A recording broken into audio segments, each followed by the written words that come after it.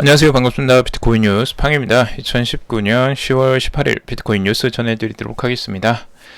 금일은 지금 비트코인과 상관관계가 있는 비트코인이 불장인지 아니면 베어장인지 약세장인지 판단할 수 있는 그 지표를 한 가지를 가져왔습니다.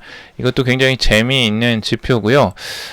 과거의 패턴들을 이제 미루어 봤을 때 굉장히 또 절묘하게 잘 맞아 떨어지는 부분들이 있어서 그 부분을 같이 한번 이야기 나눠보도록 하겠습니다. 여러분들 기대해 주시고요. 잠시 후에 설명을 드리도록 하겠습니다. 여러분들 도움이 되신다면 좋아요, 구독, 댓글 달아주시면 감사하겠고, 투자에 관련된 정보들은 참고사항일 뿐이고 좋으니 아니니 투자하실 때 여러분들 스스로 꼭 판단하시고 결정하시길 바라겠습니다. 자, 우선 이제 크립토울프의 분석 내용을 가져와 봤습니다. 지금 비트코인과 상관관계를 가진 그 비트코인이 불장인지 아닌지, 현재 하락세가 완전한 약세장으로 전환이 된 건지 아니면은 강세장 중에 조정인지를 맞출 수 있는 중요한 지표 한 가지를 가져와 봤는데요. 크립토울프가 조정하는 한 가지는 이거예요. 이제 불장에서의 비트코인과 그리고 비트코인 도미넌스, 그러니까 비트코인의 점유율을 말하는 겁니다. 굉장히 재미있게 설명이 되어 있고요. 그것들을 보면 여러분들이 지금 어떤 상황인지 판단하는데 굉장히 유리하긴 할 것 같아요. 과거의 패턴을 보더라도 지금 가격이 떨어지는 것과 점유율이 떨어지는 것과 이 가격이 떨어지는 것의 상관관계를 이야기한 건데, 가격이 떨어질 때 비트코인의 점유율이 떨어지는 과정이 똑같이 일어나게 되면 이럴 때는 강세장의 유지라고 보고 있습니다. 자, 보시면 이 가격대가 지금 일부 조정이 나오죠. 이렇게 조정이 나오고 이렇게 조정이 나오고, 지금 이렇게 파란색으로 칠해져 있는 부분은 대부분 강세장의 일부 조정이었습니다. 약세장으로 전환되는 게 아니라. 그래서 잠깐의 비트코인의 조정이 나왔을 때 이게 조정인지 아닌지 그 당시에는 우리가 잘 모르잖아요. 근데 그걸 알 수 있는 방법이 비트코인 점유율을 보면 된다는 거예요. 그 당시에 비트코인이 가격이 떨어지면서 비트코인 점유율이 같이 하락하는 지점이 있습니다. 그 지점에서는 이건 약세장으로 돌아서는 게 아니라 강세장 중에 일부 조정이다 라고 보는 겁니다. 굉장히 비슷하게도 지금 가격이 하락하면서 비트코인의 점유율이 하락하는 부분을 볼 수가 있어요. 재미나게 그렇게 파란색으로 칠해져 있는 부분은 대부분 그런 시점을 지금 나타내고 있고요. 가격이 급격하게 하락할 때 똑같이 하락하게 되죠. 자, 그럼 그 반대는 뭐냐? 약세장에서는 그럼 다르냐?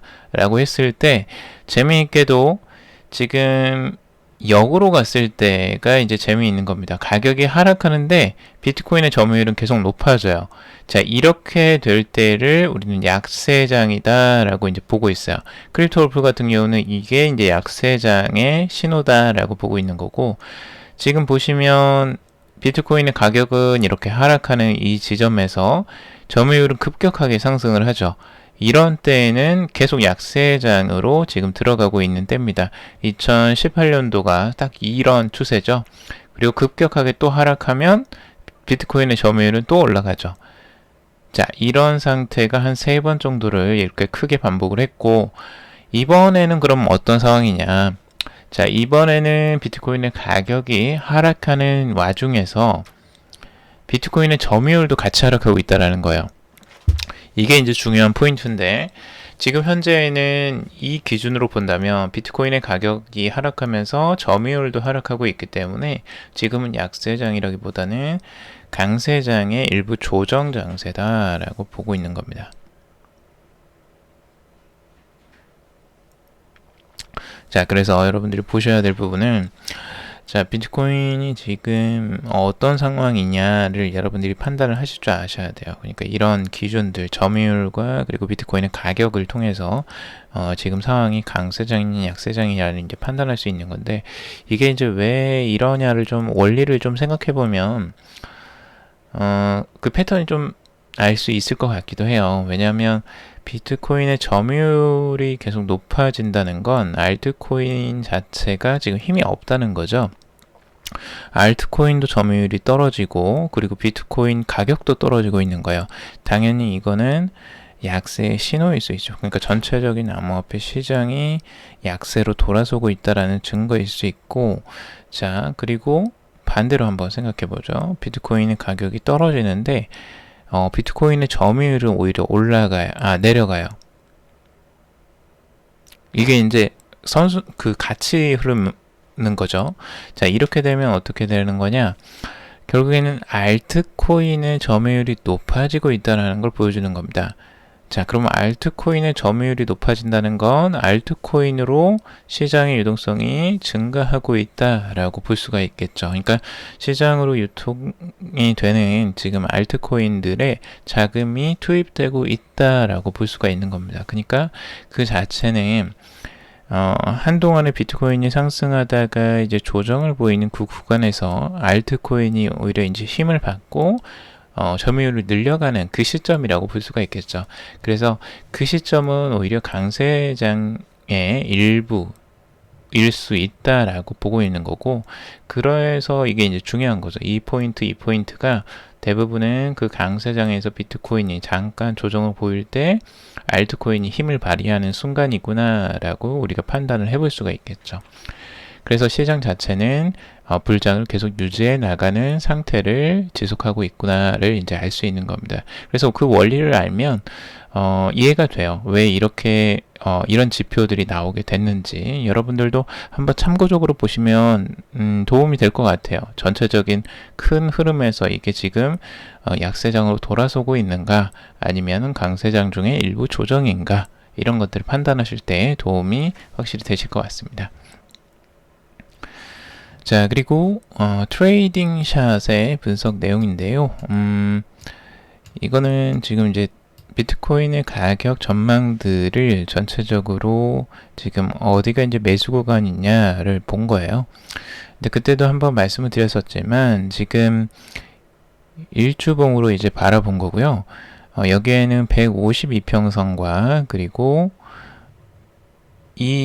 202평선, 그쵸? 150과 202평선이 여기에선 주요한 매수 구간이다라고 보고 있습니다. 그래서 이 라인을 따라서 이 하단선에 위치해 있는 이 부분이 가장 저점일 가능성을 염두에 두고 바라보고 있는 거고요. 그래서 이 패턴이 지금 여기에서도 같이 반복될 가능성들을 열어놓고 봐야 된다라고 보고 있습니다. 그래서 이 사이클이 여기에서 이렇게 타원형을 그리면서 이렇게 가고 있기 때문에 여기에서 바닥 지점으로 다시 한번 올 가능성들을 염두에 두고 있고, 이 가격대가 6,200달러 선 정도 되고 있습니다. 그래서 지금 조정이 과거의 조정세하고 비슷하게 흘러가고 있다고 보는데, 이 지금 여기 그 맥디죠. 맥디에서 지금 데드 크로스가 출현하는 이 부분, 이 부분이 이제 조정을 보이고 시작하는데 주요한 전환점이라고 이제 보고 있는 거고, 이 기간이 과거에 지금 2018년도에는 44바에서 308일 정도가 지금 지속이 되었었고, 여기에서는 22개의 바를 154일 정도가 지속될 가능성들이 있다라고 보고 있습니다. 그때보단 길이가 짧은데 아무튼 조정세가 나올 수도 있다라고 좀 길게 보는 거죠. 그 대신 여기에 오면 저점을 찍을 가능성들이 있다라고, 조정이 여기까지 나오고 상승할 가능성들이 있다라고 지금 분석을 한 내용입니다. 이건 트레이딩 샷의 이제 분석이고요. 여러분들이 참고적으로만 보시면 좋을 것 같습니다. 자, 그리고 비트코인의 현재 상황 지금 8,071달러 선 유지를 하고 있습니다. 지금 상승을 하지도 못하고 지금 하락하지 못하는 그냥 횡보세를 계속 유지하고 있죠. 그래서 하락을 하다가 잠깐 그걸 멈추고 잠깐의 반등이 나왔지만 아주 큰 변화는 아니고요. 지금 현재에서는 아직 움직임이 명확하지 않은 상황이다 라고 보시면 될 것 같습니다. 아직까지도 박스권 안에 유지하고 있는 상황이라고 보시면 될 것 같고, 지금 알람 마스터즈 같은 경우는 이 분석 내용을 지금 4시간 봉으로 봤을 때 기준을 지금 12MA 선, 이 EMA 선 위쪽에서 머물러 있으면 비트코인이 8,168달러에서 8,225달러 단기적으로 추가 상승할 수 있고, 만약 그걸 깨고 올라가게 된다면 8,409달러까지도 상승 가능하다라는 단기적인 전망을 내놓고 있습니다. 그런데 여기를 유지하지 못하면 추가적인 하락세가 더 나올 것이다 라고 이제 전망을 하는 부분도 있습니다. 자, 그리고 좀 유독 지금 강한 강세를 보여주고 있는 게 지금 XRP입니다. 현재 알트코인 중에서 가장 좀 강세, 탑 알트코인 중에서 가장 강세를 보여주고 있는 게 그 XRP인데, 이 XRP가 지금 상승세가 그래도 뚜렷하게 나오고 있는 과정입니다. 0.3달러까지 지금 상승을 했고요. 조정세가 조금 나왔지만 금세 다시 그걸 회복하고 올리는 패턴으로 오랜만에 리플의 강세가 유지가 되는 부분들, 반가운 시점이라고 할 수 있습니다. 자, 위쪽에 그래서 지금 리플의 가격 전망을 보면 상단에 지금 위치해 있는 0.327달러 정도가 지금 고점에 유지해 있고, 여기가 저항선으로 지금 작용할 가능성들도 보입니다. 그래서 상단까지 상승을 한다면 여기까지도 상승 가능성들이 있을 수 있겠죠. 위에 상단에 딱 걸쳐 있는 또 이평선이 지금 200이평선이 같이 결쳐져 있어서 지금 여기가 정확하게 또 저항선 역할을 할 가능성이 높아 보입니다. 자, 그리고 애널리스트 리플에 대해서 이제 분석을 하기 시작했는데요. 0.37달러까지 상승 가능하다라고 분석을 하는 분석가도 있습니다. 자, 리플이 지금 이제 분석을 한 유명한 아마 애널리스트, 네덜란드 암스테르담 증권거래소 트레이더 출신인 크립토 마이클이 리플 가격이 0.27달러 밑으로 떨어지지 않는다면 0.32에서 0.37달러 선까지 상승세가 계속될 것으로 내다봤습니다. 리플 가격이 0.3350달러를 유지하는 한 낙관적이며 향후 다음 가격 목표는 0.4달러와 0.477달러가 될 것이다 라고 아주 긍정적으로 지금 전망을 하고 있습니다. 지금 리플은 이제 은행권과의 파트너십을 지속적으로 확대를 하고 있고 11월 첫째 주에 싱가포르에서 열리는 스웰 컨퍼런스를 앞두고 있습니다. 현재 그래서 이 리플의 상승이 이런 호재적인 뉴스들 덕분에 상승을 한다라는 분석이 많이 있습니다.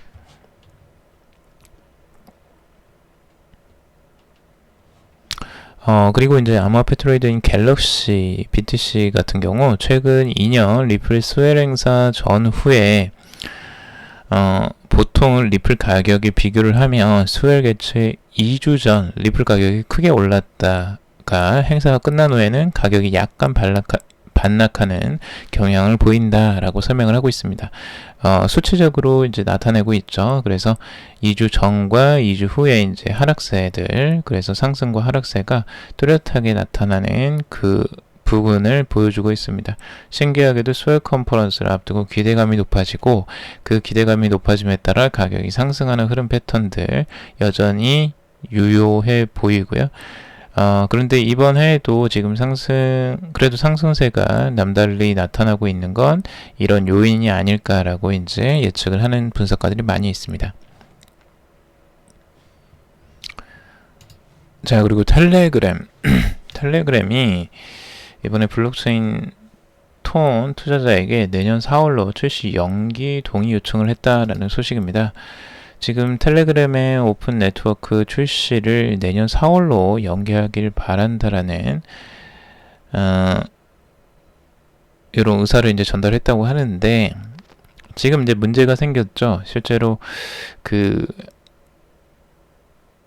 이번에 ICO를 이제 발행해서 본격적으로 톤 출시를 예정이었는데 이달 말일에, 근데 지난 주에 미국 증권거래위원회가 갑작스럽게 그램을 미등록 증권 혐의로 단속을 하면서 일종의 차질이 생기게 되었습니다. 그래서 최근 SEC 소송으로 출시 일정을 맞추는 것이 불가능하게 됐다. 그리고 텔레그램은 SEC 법적 입장에 동의하지 않으며 적극 항변할 계획이다. 그리고 네트워크 출시 전 SEC 소송 문제를 해결하고 다른 정부 기관과 작업할 수 있는 추가적인 시간을 갖기 위해 기한 연장을 제안한다라고 투자자 서신에 전했다고 합니다.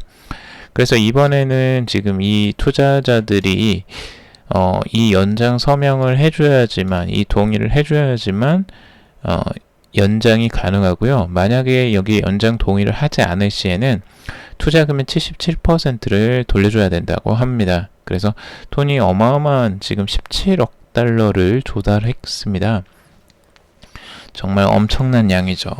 근데 이 엄청난 금액을 지금 조달을 했는데 이걸 다시 돌려주느냐 마느냐의 기로에 서 있는 그때인 것 같습니다.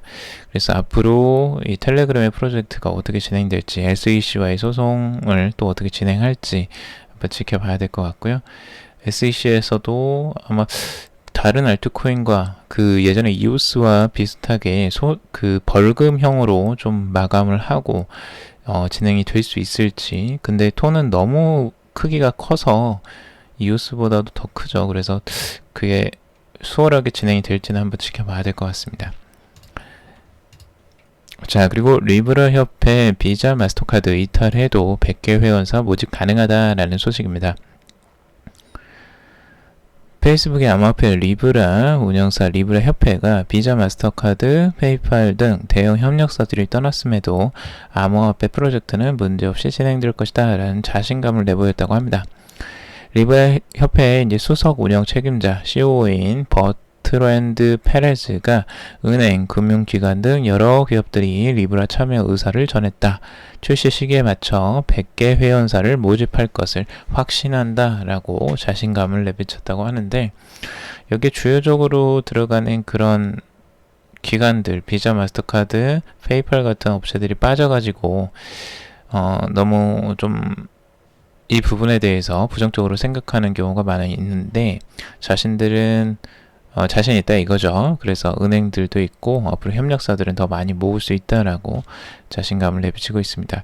하지만 규제가 잘 풀리지 않으면 그게 유지가 되기가 쉽지 않을 수 있기 때문에 그 규제를 어떻게 풀어가느냐가 지금은 가장 큰 관건인 것 같습니다. 협력사를 아무리 모아봤자 규제가 제대로 풀리지 않으면 리브라는 아무런 쓸모가 없죠.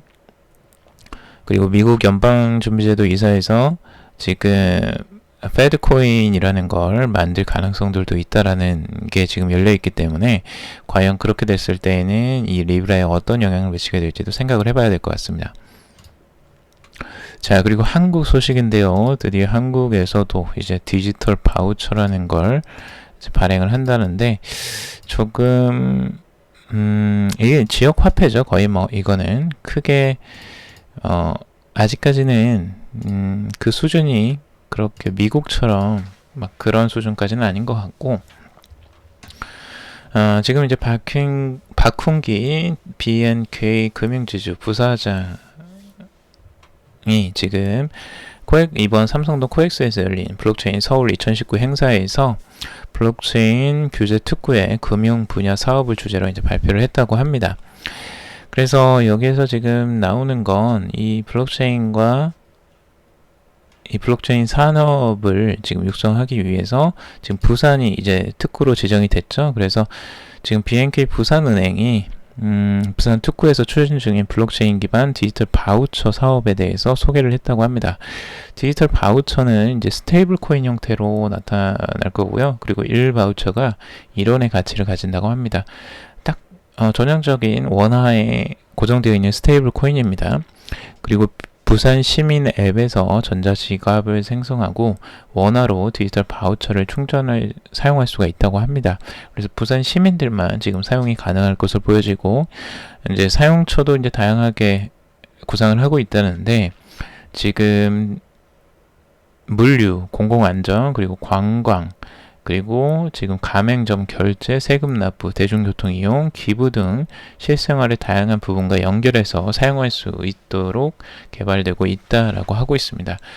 그래서 아무래도 테스트가 좀 일어날 것 같아요. 지금 중앙은행에서 발행하는 그 중앙 디지털 화폐가 사용되기 전에 이렇게 지역에서 사용을 제대로 성공적으로 한다면 그것도 좋은 기회가 될 수 있겠죠. 그래서 지금 부산에서 이걸 디지털 바우처로서 지금 활용을 하고 있는데 스테이블 코인 형태죠. 뭐 스테이블 코인 형태로 지금 하고 있는 거니까 이게 잘 활용이 된다면 앞으로 전국적으로 확산될 가능성들도 있을 수 있겠죠.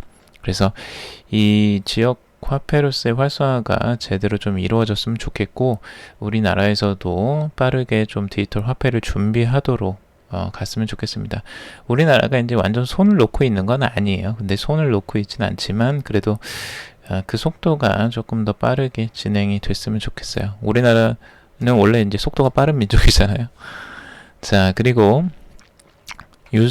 유재수 이제 부산 경제부 시장이 이번에 또 같은 행사에서 이런 이야기를 했는데, 좋은 블록체인 프로젝트 발굴이 먼저다. 그래서 지금 블록체인 특구 향후 과제들을 내놓았다고 합니다. 그래서 뭐 신뢰 형성과 인식 제고, 파일럿 프로그램을 통한 규제 혁신, 토큰 이코노미 구축과 확산, 뭐 이런 것들을 지금 하고 있고, 세부 실험 과제도 있습니다. ICO 허용과 거래소 신고제, 그리고 블록체인 펀드 조성 등을 소개를 했다고 합니다. 그래서 좋은 이제 블록체인 사업을 발굴해서 정부와 국민의 신뢰를 형성하고, 그리고 실증 단계에서 규제를 혁신해서 궁극적으로 토큰 생태계를 구축하겠다는 구상이라고 합니다. 그래서 이 부분들이 좀 잘 이루어졌으면 좋겠고, 실제 지금 ICO에 대해서 많이 이제 서로 설왕설래가 많고, 왜 ICO를 허용하지 않느냐, 한국 정부는 뭐 퇴행적이다, 막 이런 말을 많이 듣는데요. 근데 여기에 대해서 이제 반박을 하는 게, 실제 세상을 바꿀 만한 좋은 블록체인 사업을 발굴하는 게 제일 중요하고, 이에 대한 자금 조달 방법으로 ICO를 요구해야 된다라고 이야기를 하고 있습니다. 뭐 일리 있는 말이긴 합니다. 원칙적인 말이기도 하고요. 그래서 무조건 돈을 모금하는 ICO보다는 실제 기술을 통해서 세상에 도움이 되는, 그리고 세상의 혁신을 일으킬 수 있는 그런 것들에 진짜 돈이 투자가 돼야지 제대로 된 투자라고 할 수가 있겠죠. 그래서 그런 부분들이 이루어질 수 있게 잘 추진을 하셨으면 좋겠습니다. 자, 그리고 2022년까지 미국 대비 90% 기술력 갖추겠다라고 해서 과기정통부가 그리는 블록체인 지도에 대해서 설명을 했다고 하는데요. 김정원 과학기술정보통신부 인터넷융합정책관이 이런 블록체인 산업의 지금 현황에 대해서 지금 이야기를 했다고 합니다. 지금 국내의 블록체인 기술력이 미국 대비해서 76.4% 정도 해당이 된다고 그래요. 그래서 선진국에 비해서 낮은 수준이라고 지금은 이야기를 하고 있고, 지금 공공선도사업 6개, 올해 12개로 2배를 늘렸다고 하는데, 여기에는 이제 탈중앙화 기부 플랫폼과 중고차 서비스 플랫폼, 그리고 블록체인 ID 인증 네트워크 프로젝트에 약 15억 원을 투자를 했다고 합니다. 우리나라에서는 그래도 이제 블록체인 투자는 그래도 지금 서둘러서 하고 있는 것으로 보여지고 있어요. 그래서 블록체인 특구를 조성하고 있고, 예산도 해마다 늘어서 지난해 150억 원에서 올해 350억 원으로 늘렸고, 내년에는 400억에 달하는 예산이 들어올 것이라고 합니다. 지금 이 예산이 뭐 이제 계속 늘어나고는 있는데, 이 예산들이 제대로 쓰이는 게 더 중요하겠죠. 그래서 잘 활용이 됐으면 좋겠고, 지금 2020년까지 100개 전문 기업 육성을 목표로 지금 창업 지원을 또 하고 있다고 합니다. 블록체인 관련해서. 그래서 이런 투자들이 제대로 좀 빛을 발하면 좋겠다라는 생각을 하고요. 많은 분들, 지금 방송을 듣는 분들도 지금 블록체인에 뭐 관심이 있는 분들이 있다면 이런 산업들을 잘 활용하셨으면 좋겠어요. 정부에서 지원해주는 사업들도 많이 있으니까 그런 사업들도 잘 이용을 해서 여러분들의 좀 뜻을 이루는데 도움을 받으셨으면 좋겠습니다. 여러분들이 찾아보면 분명히 기회가 있으실 거고, 그 기회를 잡는 건 여러분들의 결정에 달려 있다고 보여져요. 그래서 다른 사람들이 뭐 우리나라가 지금 뭐 못하고 있다, 뭐 암호화폐에 대해서 막 부정적이다, 뭐 이런 이야기들이 많이 있지만, 비판만 하는 거는 한계가 있다고 보여져요. 우리 각자 개인이 국가를 탓하는 것보다는 이제 개인이 잘 하는 게 더 중요하다고 보여지고, 여러분들이 잘 준비를 하신다면 분명히 거기에 대한 도움도 분명히 받을 수 있을 것이라고 보여져요. 뭐 우리나라가 기술력으로 그렇게 떨어지는 것도 아니잖아요. 전 세계적으로 봤을 때에는 충분한 인프라를 갖춰져 있고 인터넷도 갖춰져 있고 블록체인에 대해서도 생각보다 빠르게 수용하고 있는 나라 중에 하나입니다. 그러니까 여러분들 모두 좀 힘내셔서 여러분들의 일들 잘 처리하셨으면 좋겠고 꼭 성공적으로 이루시길 바라겠습니다. 자, 오늘은 여기까지 이야기를 해봤습니다. 다양한 이야기들을 해봤는데 좀 주저리 수다를 많이 떨었네요. 여러분들에게 좀 도움이 되셨길 바라고요. 도움이 되셨다면 좋아요, 구독, 댓글 달아주시면 감사하겠습니다. 투자에 관련된 정보들 참고사항일 뿐이고 좋으니 아니니 투자하실 땐 여러분들 스스로 꼭 판단하시고 결정하시길 바라겠습니다. 금일도 방송 들어주셔서 정말 감사합니다.